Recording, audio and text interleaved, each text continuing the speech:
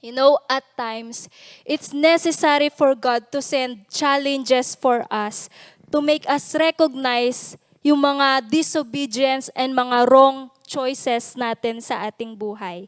Ito ay para turuan tayo to obey. And these trials also serves to humble us, to correct us, and to guide us back on track na gustong i-take ng Panginoon para sa atin. And you know, God knows our weaknesses. Minsan may mga gagawin tayong bad choices na eventually makakapagwala sa atin ng landas, makakapag-off track sa buhay natin, makakasira ng ating buhay.